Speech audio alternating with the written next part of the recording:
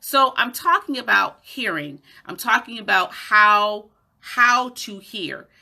And there's two aspects of hearing that I want to talk about a little bit. The first aspect is hearing, and the second aspect is being heard. And I think these two distinctions should be made because hearing and listening are two different things. So let's talk about hearing.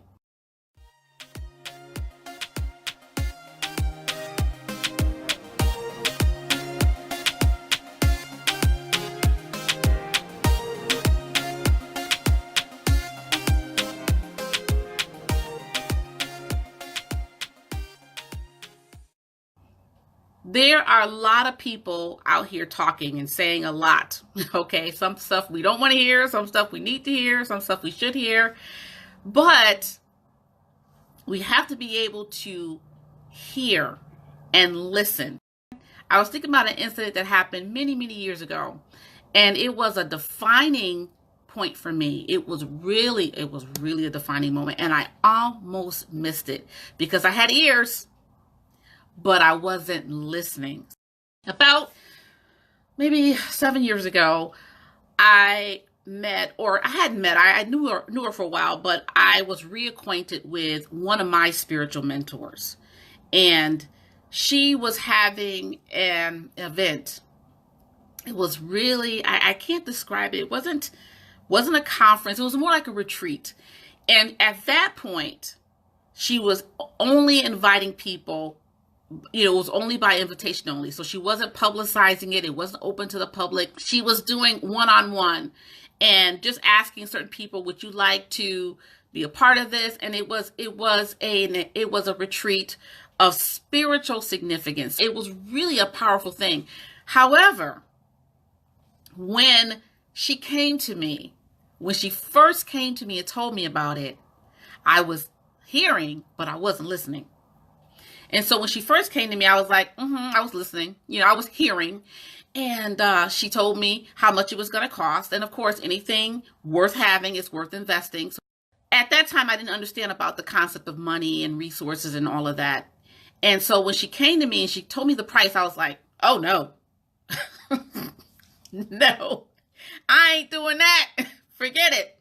So, and I was very firm, like, no. I think I was a little bit too short, too direct, but the money aspect, it intimidated me. And so I responded, my response was full of fear, right? Because I was intimidated by the price tag.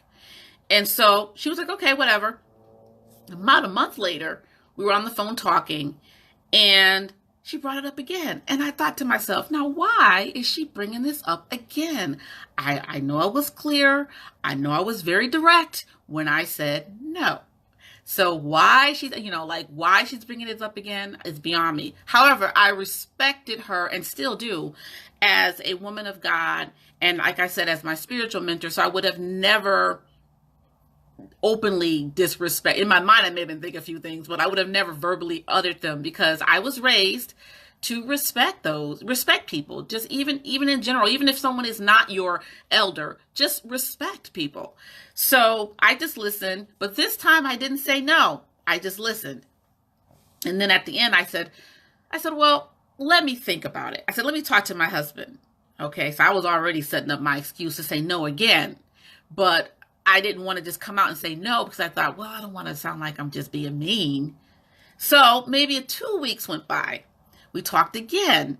Something happened where we ended up talking again, which is unusual because we never usually talk that much, that close together.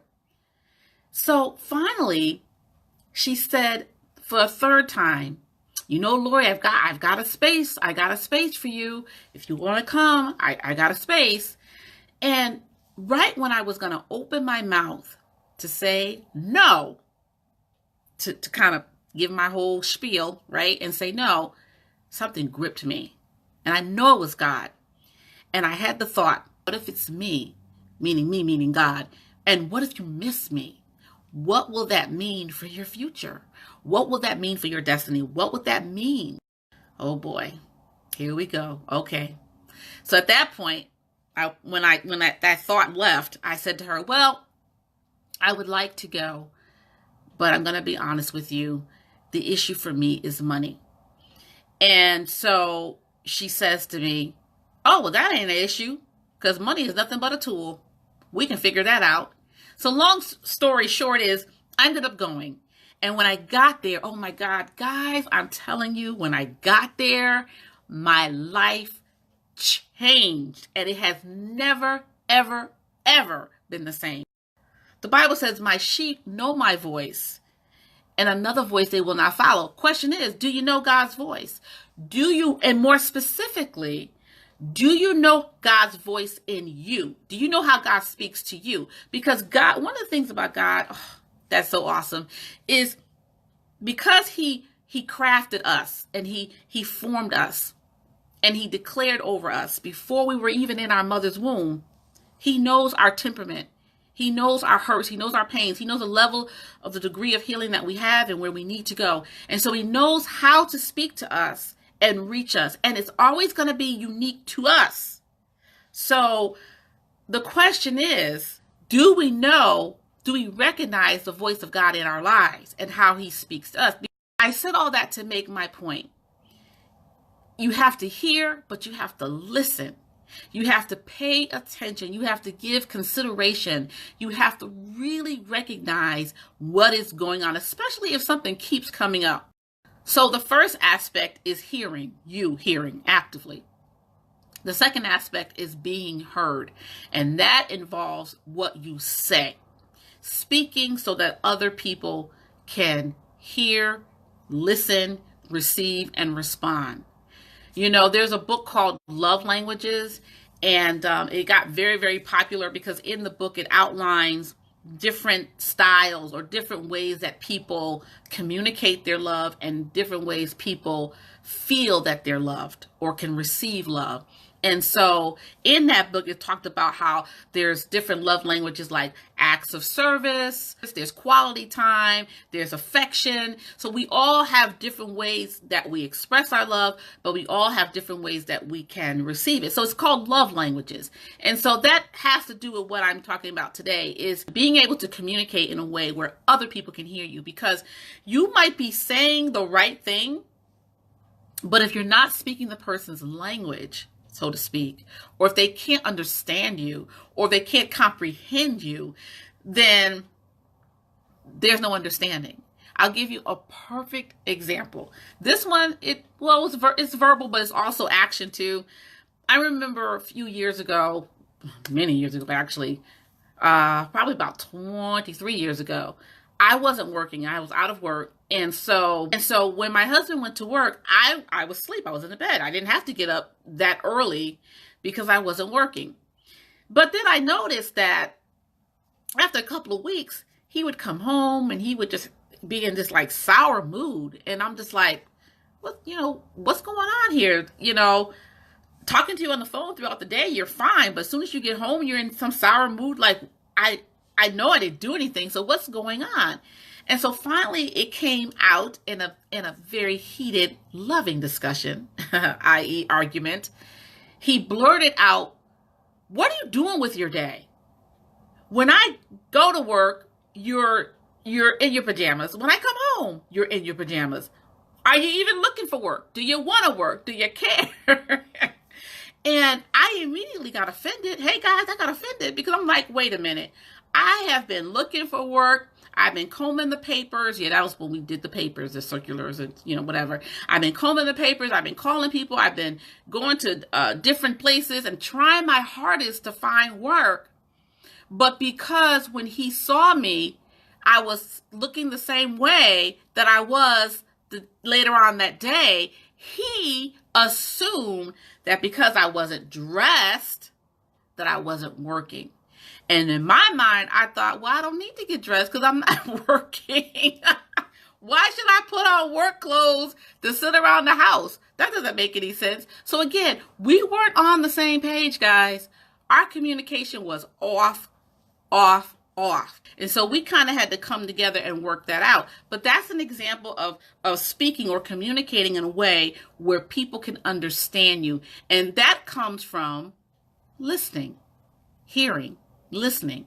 How are people speaking to you? What are they saying?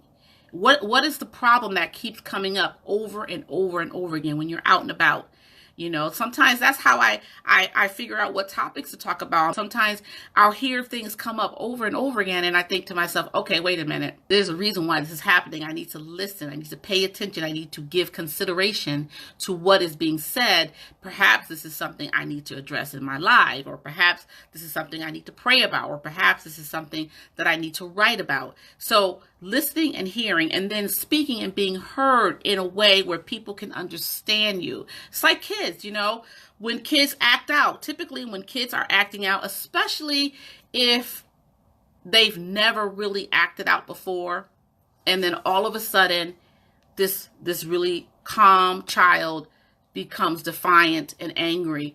Usually it's because there's something in them that needs to be heard. They need to be heard. They need to voice something. They need to be seen. They need to be noticed. And as parents, we sometimes get caught up in the behavior, and we're trying to correct the behavior. And sometimes we miss the bigger picture of the root, the underlying cause of the behavior. And that if we really want to correct the behavior or change the behavior, we've got to deal with the root. And that goes back to listening and then speaking to your child in a way where they can be heard. So, can you hear me now is twofold. Hearing and listening, paying attention, giving attention to, giving consideration to patterns and cycles and how God speaks to you, how other people speak to you, and then also being heard, speaking in a way where other people can hear you, receive from you, and understand what you're saying.